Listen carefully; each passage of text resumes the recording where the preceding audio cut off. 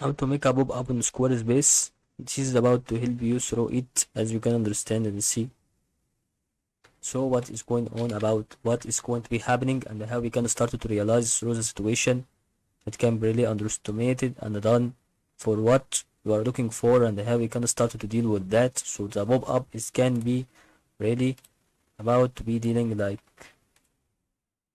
some kind of things, like to be dealing on it. So the pop-up can be really, so I will refresh the page right now.